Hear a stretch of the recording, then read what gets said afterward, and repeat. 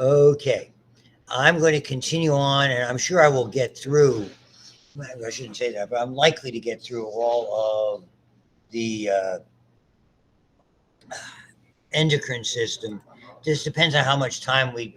This diabetes is pretty hard to cover. It's a course in itself, gentlemen. Sorry, wait.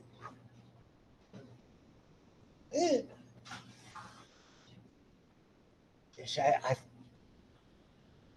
I feel like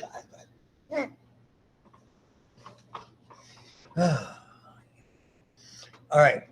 We left it off with the adrenal cortex, and I started with glucocorticoids. All right, I left it there rather. And so the first one, and it's an interesting mixture because when there are problems associated with the adrenal cortex, oftentimes you get a blend of these. And a lot of times the agents that we use that are cortisone-based substances that we take internally are a mixture of both mineralo and glucose. So it's very odd to find them pure in and of itself. So the side effect package for treating disorders in this area are considerable. So metabolically, most cells are sensitive to glucocorticoids, and yes, they're typically produced in stress. Part of it is to maintain glucose levels, particularly in times of stress where you're using it. So you're utilizing it so extensively. Maintaining blood pressure certainly part of it. And again, there's a variety of active forms, and generically, and we don't have to know all the names. Cortisol is really the one that's most significant. It is released as well as aldosterone. Aldosterone has a little bit more control coming from that renin-angiotensin mechanism, but the adrenal corticotropic hormone really probably is more about cortisol regulation than anything else because it responds to low cortisol levels. It has the classic negative feedback. There's a variety of patterns. I've reiterated it for a couple of times already about for years, there were so many people on prednisone and related cortisol-based substances that have played a pivotal role in a lot of treatments. Uh, and you had to be very, very cognizant of that with regard to. So we see it a little bit less now, and now that we have a different world, because that was really the treatment for immunological disorders which we didn't even have that name at that time. So there's a lot of patterns. These are the classic times where we see interruptions in the pattern and also outpourings in the pattern. And yes, the central nervous system can certainly override that, particularly the sympathetic nervous system for fight or flight. So what does it do? Increases in blood levels of glucose, fatty acids, and amino acids. So we have a variety of, so think of it as causing an action to increase a variety of substrates that can be used for energy bases. Primarily gluconeogenesis, formation of glucose from, so it's increasing the glucose mostly by taking it from fatty acids and amino acids being derived from proteins. And so the utilization pattern changes, and as you can see there, because the brain can only exist on glucose, it's saving the brain in that regard. It's making sure there's adequate glucose for that. And vasoconstriction for blood pressure and distribution of nutrients. All that makes perfect sense that are there. Things that it does that are problematic as well. Okay. Depressing cartilage and bone formation. So it's one of the limiting factors about injecting agents like this or having them utilized. And I posed the same question to my rheumatologist. I said, what if I just do this cortisone monthly shot? And he said, yeah, but blank. Then he went into all these disruptions. He said, yeah, if you periodically, if you have a flare up, that's fine. But more than 3 times a year, you can have problems. So that's where it is. So what we would see when we used to do a fair amount of cortisone injections, and that's when it sort of limited the time to about 3 times a year, you began to see problems with damage to, even if you're injecting in joints to reduce inflammation with damages to cartilage and underlying bone. It particularly so you had to be very careful, and for a long time they were injecting it for things like Achilles tendonitis. They saw ruptures in Achilles tendons. We would operate on people and see residue of cortisone injections because it's a slurry. And if you remember chemistry with basically a saturated solution is a slurry, right? I'm ringing a bell here. Okay, so you had effectively you'd shake it and you have powder and liquid together that were effectively suspended. You'd inject it, and the trouble was that the powdery part would settle on joints and it would settle on internal structures. So there was inherently problems. That's one interesting thing about it. The big deal right there. Think of it this: what is the role of cholesterol in cell membranes? It stabilizes. This is the big action that's there. Whether it works by that mechanism or other mechanisms included, not that critical. It inhibits inflammation, controls the release of all those amazing cytokines that cause white blood cells to migrate to areas of damage, of trauma, of problems, of infection or invasion, etc. That to me is really the significant idea of usage. And obviously, we use this endogenously. And in doing so, it suppresses the immune system. That's why its role being used both naturally as an immunosuppressant, but more recently, other to the advent of these biological agents, to specifically sort of generally suppress people who are having what they used to call connective tissue disorders, and now we know they classify as autoimmune disease. And then the other problem by doing so, by interrupting and sort of creating those imbalances in levels and the controls that were there, so you don't have those regular releases, then you have problems associated with things like fluid retention, which would overload cardiovascular system, direct effect on nerve functions at times, a lot of significant problems with GI functions. And this is what my rheumatologist told me. He said a lot of problems with kidney function as well. And so maybe that's more apropos for him telling it to me, of somebody who's not young anymore. We don't use that other word in class.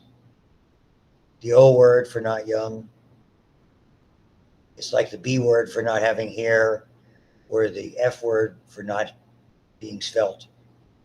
We don't use those words. The other F word we can use. I haven't done that routine in a while. So, symptoms of many inflammatory diseases, allergies included. They're part of the protocol when we see with severe allergic reactions. They are, like I said, I used a ton of them for arthritic flares. I used a ton of them for dermatological problems, for people who had poison ivy, that kind of thing. You know, had an acute inflammatory reaction like that. They were there. Here's one example. Okay. This is all part of it. Cartilage, bone, immune system, inflammation can lead to pituitary tumors, lungs, pancreas, kidney, adrenal cortex, all from overuse. And they call it Cushing's syndrome. And this is something that you see.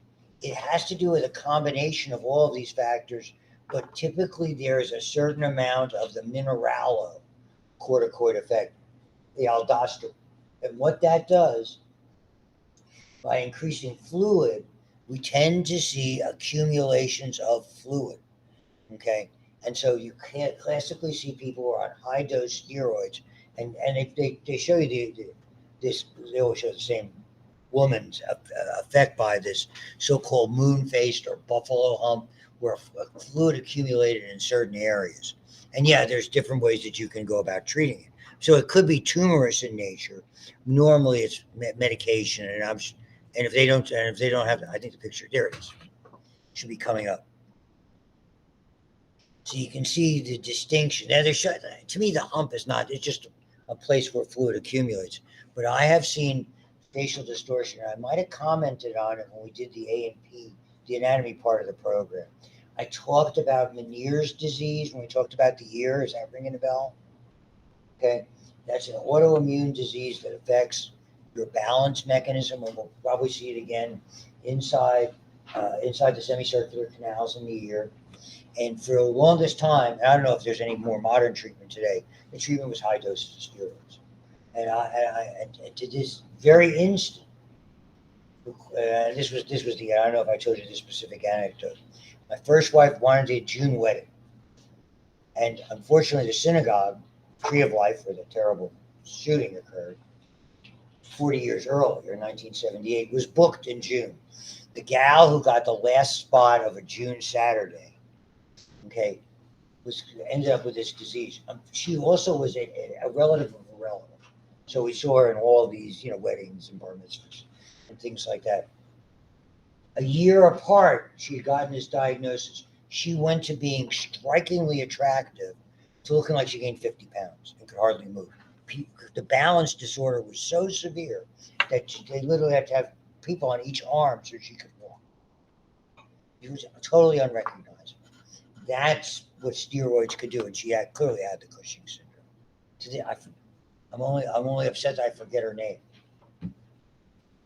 She was on my wife's cousin's other side of the family, and they were all like an extended family for us. So it's very, very interesting to look just like that. Okay, that's Cushing syndrome. Addison's disease, deficits in both. So this is hyposecretion, decreases in glucose and sodium levels, weight loss, dehydration. Interesting, and this is a very interesting anecdote, early sign, it's not an anecdote about me, thankfully, bronzing of the skin due to high levels of ACTH, which happen to impact melanin production. So at that feedback loop, they target melanocytes. Now, as our leaders have gotten older, for the most part, and the last two presidents certainly are on the old part of the program. At one point, the youngest president, President John F. Kennedy, was assassinated in November of 1963, very famously, was the least healthy of our presidents. He had Addison's disease. He was the healthiest looking president. He took office when he was 43. He was born in 1917. So I think he's 43, maybe not quite 44 yet at that time. I think President Obama was just a touch younger, maybe 42. Kennedy had this healthy looking tan type of stuff. So everybody thought he was very, very healthy. He was taking multiple medications. He would probably not have survived 2 terms, given the medications that were there, other than that assassination, obviously, truncating that presidency. But he had Addison's disease. So he took a variety of medications. People were never aware of those things. Historically, we've had presidents, famously FDR, who was president for 14 years, had polio. Nobody knew it until effectively when he died. He had built up his torso and upper extremity strength so much that whenever you saw him, he would stand at the podium. Okay, he'd either be seated in a regular chair, but they had to cart him around in a wheelchair all the time. Okay, just saying. And lastly, the gonadotropins, or gonadotropins, rather. They are comparatively weak androgens unless we manufacture them and use them as performance-enhancing drugs, because they're converted to testosterone and even some to estrogens. Here you can see the androstenedione, or dehydroepiandrostenedione. So the variations on that have been where a lot of the very famous Balco company, that was the Barry Bonds one, that got so much ink. There was a very famous book called Game of Shadows that was written about all of the shenanigans, and a weak word for what had gone on with regard to that. Interestingly enough, this is the source of testosterone-like substances in women. This is that, and the underlying thing, and we get to in the next chapter, is where this is perhaps as important a reason as any as why women consistently have lower red blood cell counts than men. That's a major player with regard to that, because they tend to bolster red blood cell counts. Do they contribute to secondary sex characteristics in puberty? The indication here is that it accounts for sex drive in women. I don't know if that's true or not. It's not an area of my expertise. That are there. And yes, it's a source of estrogens and postmenopausal. Okay. So in men, I would think the role is a little less vital because of the overall, the global nature of testosterone production. But in women, it's very important. So when it's not functioning, it really can lead to, as we're going to explore in our next chapter, on blood from a perspective of anemia. And I'm an authority figure on anemia. This is when we see hypersecretion. It's an interesting syndrome called adrenogenital syndrome, masculinization, which is not apparent in males because of the abundance of testosterone, but females and prepubescent males, all those things emerge early. In females, you can get, unfortunately, some signs that they enumerate here that can be quite stigmatizing, to say the least. Okay. So, from a clinician standpoint, when they examine a woman or a child with these type of things, these are the little things like that. Like here's what think of arguably the most famous basketball player right now, LeBron James. When he was in high school, he looked like a grown man, didn't he? If you go back and look, they were showing him out of Akron High School, whichever high school he went to out there. When he was, they used to show his games, his high school games. He was that good. And I said, that's a grown man playing, at 15 or 16 years old. Surely there had to be some aspect of that. Hopefully it doesn't impact him. I actually flew home with his brother-in-law on the way back from from LeBron's wedding. I didn't. They didn't invite me. My son's wedding was the same day, and my wife and I got married 2 days earlier in San Diego. And on the plane going back from San Diego back in Southwest by way of Atlanta, where the brother lived, he's sitting next to us, and he goes, "Yeah, my sister just married," and we went through the guest list. My first question was Stephen A. there. He goes, "Oh yeah." Riley was there. Stephen A. was there. Everybody's there. Which brings us to the adrenal medulla. Yes, I know it's sympathetic. I know it is really not part of this system, but we need to talk about the fact that, and as you can see, the preponderance is epinephrine. Again, catecholamines, there are famous names, they're called chromaffin cells. We know what they do: vasoconstriction, heart rate, glucose, diverting the brain, etc., etc. Epinephrine, more of a stimulator of metabolism, bronchial dilation, why we use EpiPens, not norepipens, blood flow to skeletal muscles and heart. Norepinephrine has an influence on peripheral vasoconstriction and blood pressure. When I told you about the diet pill things, that the additive that they used to do, the ephedrine and the fact that Sudafed, that was where the problem was. It was the latter. They had a greater proportional amount of this, and it led to, they think, a lot of the thermal lability and blood pressure and eventual stroke that took out the relatively young, maybe a 30-year-old baseball pitcher who was overweight, came from this. And again, relatively brief, comparatively speaking. There's a very thin, here they're just showing you the pathway with stress and the different effects that are there. Here you can see the adrenal pathways. I'm not going to go through those. Epinephrine are not essential to life, therefore there are no problems associated with hyposecretion.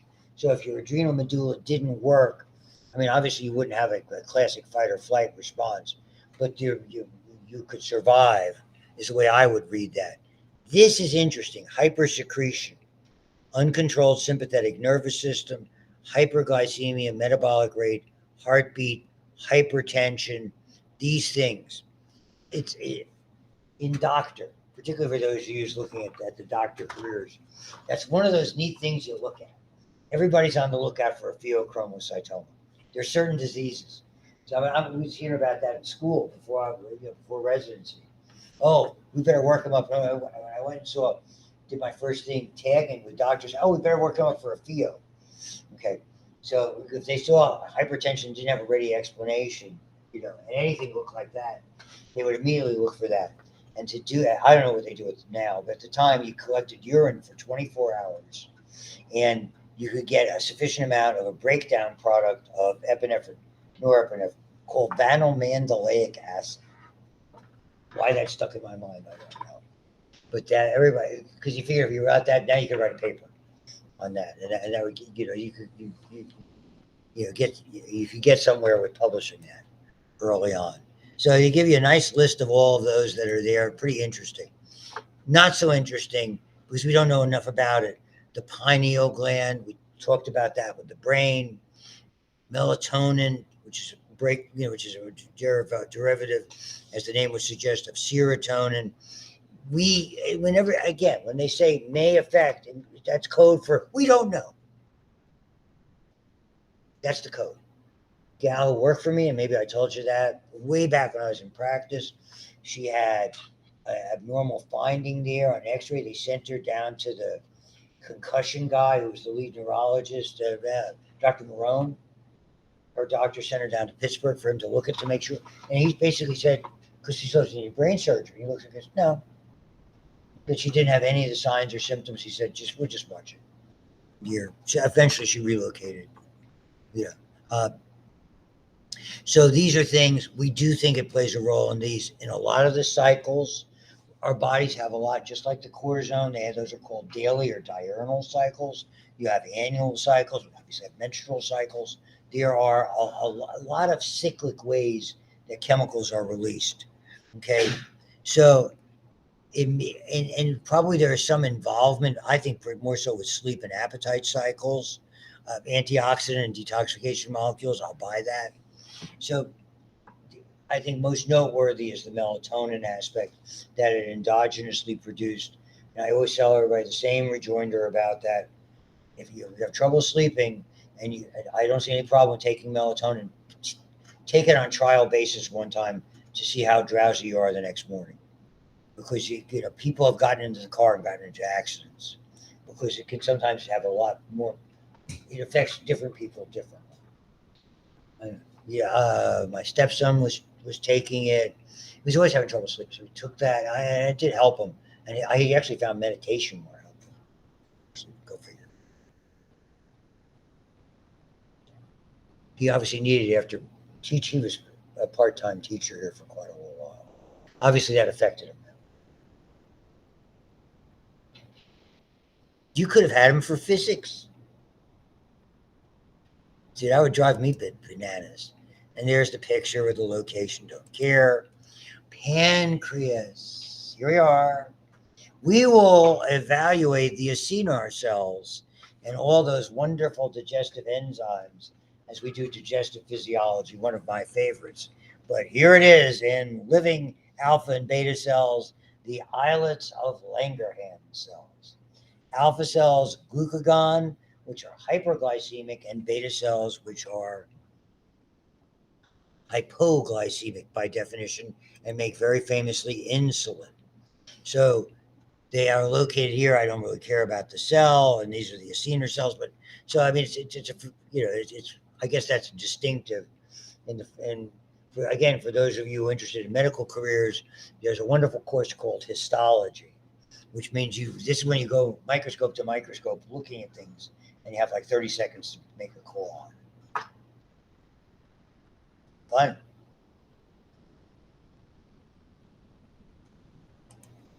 You think that's bad? To become a board certified pathologist, they flash you a slide in a dark room.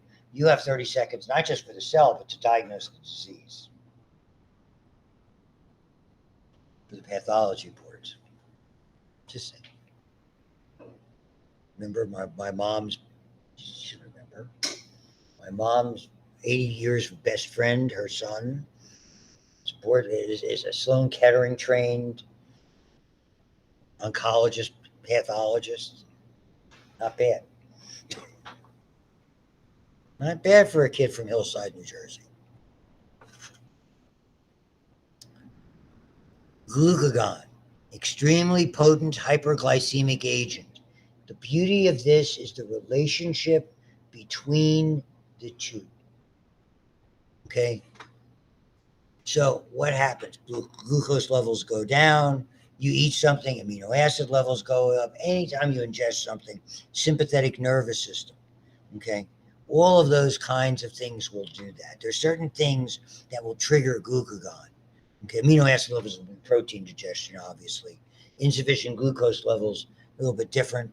Raises blood glucose, particularly at the liver, glycogenolysis. Okay. And gluconeogenesis, and releases into the bloodstream. So it's elevating. So why would you release something like that on or about the same time as you release insulin? And basically, it's to avoid those very, very sharp turns, is the way I describe it. Living systems don't make sharp turns. When they make sharp turns, it indicates there's a problem. So the relationship of blood sugar to insulin and glucagon are all about making sure that there's enough sort of cut. While insulin is rapidly lowering the blood sugar, it's not lowering it so much so that you go into hypoglycemic crisis. Or by the same token, when you're eating, it's not raising it so much so that the insulin or the glucagon release simultaneous with it will cause such a sharp peak to form that could throw you into a crisis from hyperglycemia. Insulin, when anything that causes blood glucose to go up. So, and as obviously it's synthesized, again, this is one of those proinsulins or a precursor hormone, and it's activated three different ways: enhances membrane transport of glucose into fat and muscle cells, okay?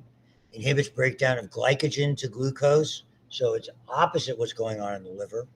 Inhibits conversion, so it's opposite of gluconeogenesis. So it's particularly useful in transporting the glucose. And it's an interesting pathway. So what's the first step of glycolysis? All you cell and molecular fans. Glucose does what? Well, obviously, we have to activate it, G6P. Okay, so as it enters the cell, glucose is phosphorylated. What does phosphorylation do? Okay, effectively makes it more water soluble. You want to think of it that way. Yeah, the energy stuff and all that good stuff, but makes it more water soluble. But now it's not glucose anymore, is it? It's glucose 6P. They ain't the same. So immediately when it's transformed, so there's always a gradient in. It's not like, well, we had a bunch of glucose go in the cell, we have to stop bringing it in. As long as insulin's keeping the door open, glucose comes in because it's immediately converted. It's a very interesting. So a lot of times those kinases that phosphorylate are effectively making something more water soluble. In that way, they're making it more reactive, if you want to think of it. That's the way I look at it. Insulin, not needed for glucose uptake in the liver, kidney, or brain. Yeah, it plays a role in these things. It actually, we know it's G protein, tyrosine kinase, all sorts of things. Glucose for ATP production, first priority. Glucose to form glycogen. So in the skeletal muscles, it can be utilized in the form where it's the storage form that's there. Glucose to fat. So once your energy needs are satisfied, they become fat. I am living proof of that because I have gone off keto and gained like 30 pounds. And my wife is threatening to kill me. So if I don't come in one day, you'll know.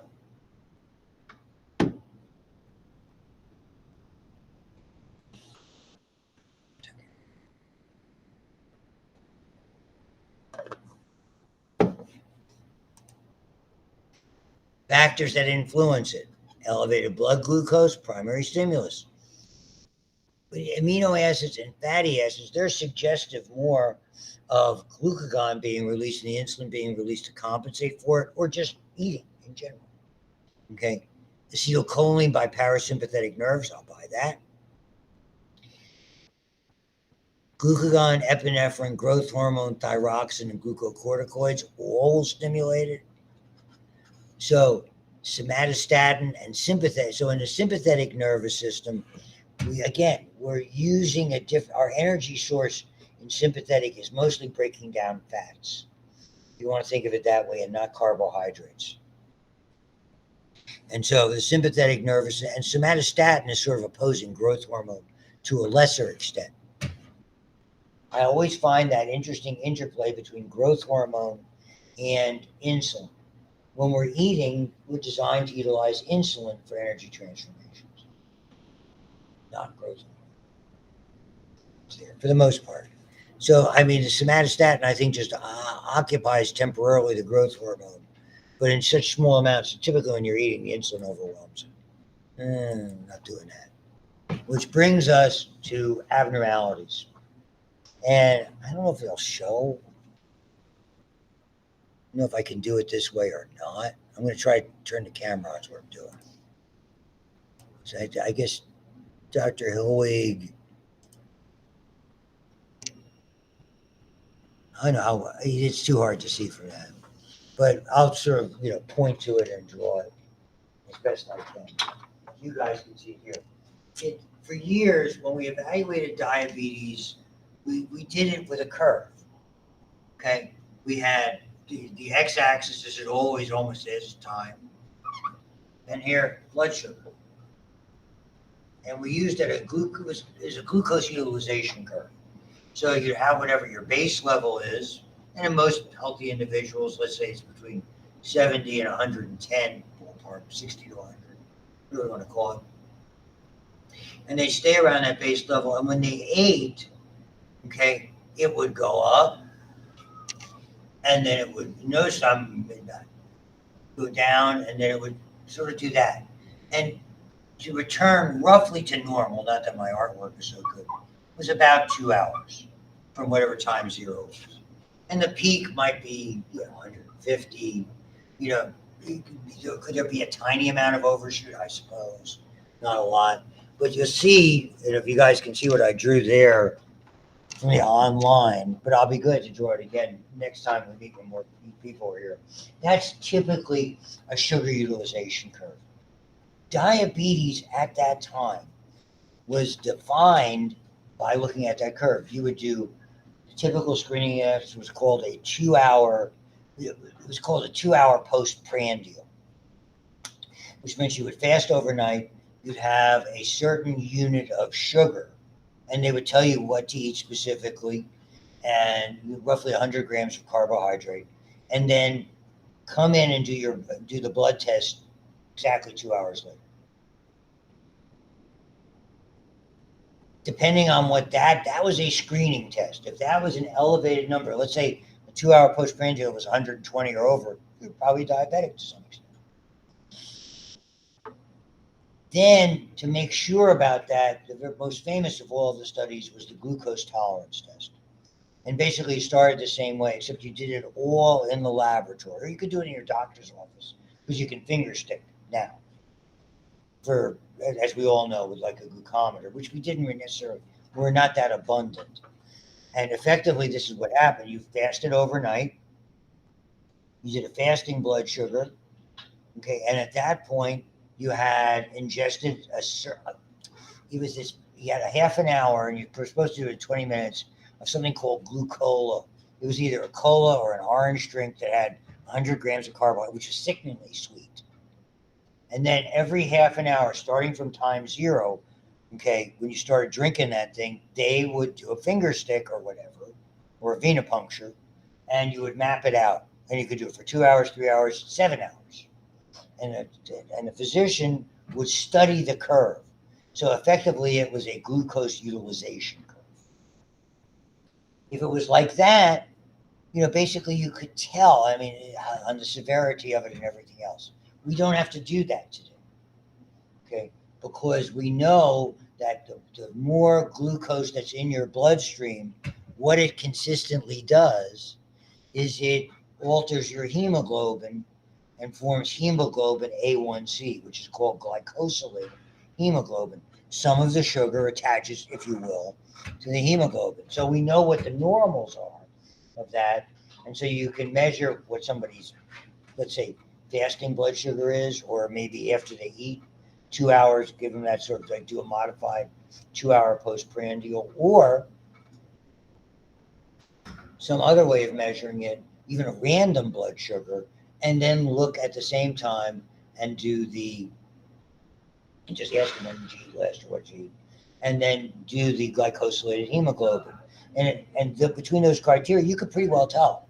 And they use the hemoglobin A1C because most people know somebody's diabetic, maybe has to be on insulin or a variety of dietary concerns. And what they do is you're able to modify their progress. As that glycosylated number goes down, okay, effectively they're under a better degree of control. So that's the point I'm trying to make with that. So once I use the board again, I'll go back to the PowerPoint and show you this. So, which brings us to what diabetes really is. Good weekend, all. Happy Friday. And to you too. Have fun storming the castle. Unlike their lectures done in 35. WTF. Yeah, what happened to online Fridays? Maybe next week. I'm thankful. I am blessed. My wife was home last night and was home the night before that. I don't know what to make of it. She hasn't been staying at her mom's the whole time. It's like normalcy came back. So excited. It's like, oh my God, you're finally here. She was so beat up from having to do that and being stuck with it. I mean, she conked out yesterday afternoon for like 3 hours. The dog didn't move. He was right at her feet. Oh. Go ahead. Make my day. Try and get to her. Back to diabetes. We're coming on that topic. I don't know. So we'll talk about diabetes at length. We'll never get it all in today. So I'll continue with it. But I'll give you the basics from the PowerPoint and Amplify that are there. So it is a homeostatic imbalance. Okay. And for years, and we know that the terms are, and if it doesn't matter what you're going to do career-wise, you're going to know somebody with diabetes. If you're going into a medical career, just a disease depending if you're doing any kind of a general career, it's a disease you need to know the most about. Here's what I tell the nursing students. Okay, that's the disease you need to know the most about, because if you're doing general med-surg nursing, that's the number one diagnosis you're going to see. High blood pressure, arthritis, diabetes. So that's what you need, because it's going to affect you either directly or indirectly. It just is. Okay. And certain ethnic groups are more predisposed to it. People with weight problems, more predisposed to it. People inactive, more predisposed to it. For years, we used to call it juvenile and maturity onset diabetes. Then they started saying type 1 and type 2, and we finally began to get it. Juvenile was considered to be, very, very specific. It happened in young people, and everybody said, oh, they're not making enough insulin. And then they began to call that type 1 diabetes. And then type 2 was typically for someone in middle age, maturity onset, and maturity being read as probably someone in their mid-30s, 40s, or above. And, like the insulin was not working. And typically those people were overweight and inactive and sedentary. And then the world changed. Okay. We see now type 1, which means that insulin is not being made sufficiently for whatever reason. Okay. And it can affect young or old, and it doesn't necessarily have to start when you're young. It can start later. We used to call that insulin dependent because your treatment was insulin. And then non-insulin dependent diabetes or type 2 diabetes is now changed. And we know that is something, for some reason, the insulin is not working. And the default, I think, would be there's been some alteration in the receptors on the cell. And we know that those receptors are everywhere. Except what population are we seeing the greatest rise in type 2 diabetes proportionally? Young people. They've got syndrome X, metabolic syndrome, or just increased juvenile onset of type 2 diabetes. Why? Because of the comparative lack of activity that's there. Okay, so we're seeing more you yourselves, because you're of the generation with it. With how many of the folks you know basically are sitting in front of an iPad or a video game or whatever? There's not a lot of activity. There's less participation. It's there. I mean, I don't mean to be preachy about it. I'm guilty of it. So my mom and dad had. I mean, it was a different world. Okay. So nowadays you're so concerned about something adverse happening to your children and predators are out there. It's not like there were predators out there before. It's just that it was a different world and the way everybody was networked. I mean, you got home from school, your parents kicked you out of the house. You're not allowed back in, for 3 hours at all. And we went to the playground and we did stuff. Now I wasn't very good at it. I maybe not done a lot of it, but you couldn't come back. Weren't you worried about your parents not being supervised? No. There was a network of moms at all those houses, and everybody knew each other. And I mean, if you got in trouble at the playground, your parents knew before you got home, even if you ran home. It's a different world. All those kinds of things. We didn't obviously have the same kinds of distractions and activity, and I don't blame it. Okay, it's just one of the things that I think we're seeing as the nature of what we do. I mean, it's just almost inherently the degree of automation and computer assistance that we have is just drastically different. Drastically different. And I mean, I wasn't growing up in the middle of the country someplace. I mean, I was 20 miles from New York City. We did have running water. We didn't have outhouses. I know 2 miles uphill both ways, bare feet. No, not me. So that brings us back to this idea of the distinction. And so I used to have a whole lecture that I used to do on metabolic syndrome and syndrome X. When I was applying for teaching positions, it was one of the lectures that I did like as a trial lecture that was there. Here's what happens. Basically, if you want to look briefly at the physiology in the few minutes we have, it's all about what's really the critical thing about, if you wanted to just define diabetes, abnormal utilization of sugar. And we're going to get back to this curve. When you see abnormalities in that curve, it tells you something. One of the things it tells you is perhaps you're a pre-diabetic. Okay. That's something people have to be wary of. Okay, and there's a lot of signs for that. That's where this curve becomes helpful.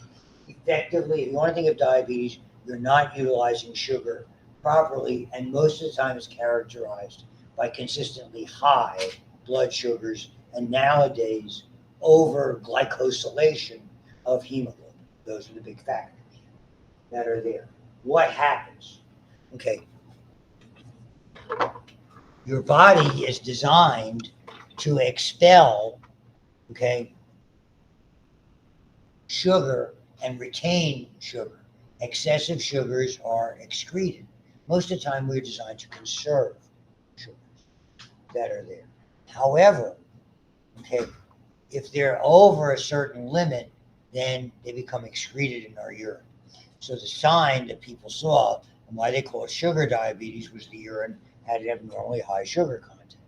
And I assume that's where the derivation of the mellitus is. I never really bothered to look that up. But here's what happens. If you have too much sugar in the urine becomes too concentrated. The compensation is fluid. Your kidneys release more fluid to balance out the osmolar aspect of it. So what happens if you're putting out more fluid? Use urine out. It's an osmotic diuretic. Because you're losing fluid, you have the urge to replenish it. You become thirsty. Because it's one of the ways we compensate for low fluid. It generates our thirst center.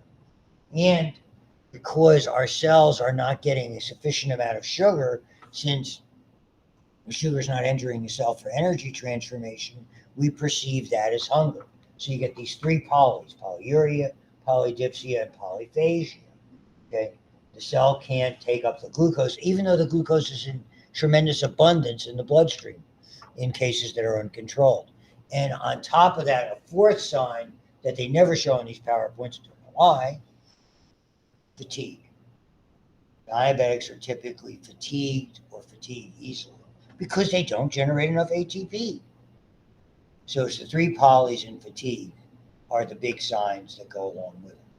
And that sort of opens the door for subsequent problems.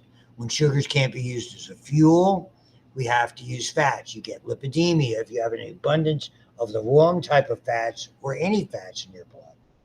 Okay? Particularly the wrong type of fats, you tend to have an abundance of ketones or ketone bodies. It's that beta oxidation that you're asking about.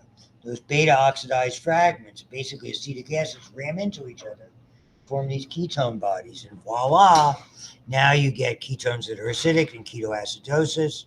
We see ketones in the urine, untreated. Your body has to compensate for the acidity. You begin to respire to try to blow off carbon dioxide. It affects, because the pH is abnormal, heart, oxygen transport, etc., etc., etc. We will get into it in detail a little bit more on Monday when we start. And on Monday, I'll start with blood, and we'll probably do a little bit of that. And I think the wet lab we're going to do won't be next week, but the week after with regard to blood, because I do need to sort of put it together. Thank you. I think we're going to cardiograph in the lab. So I need volunteers. Thank you. Goodbye. I'm going home.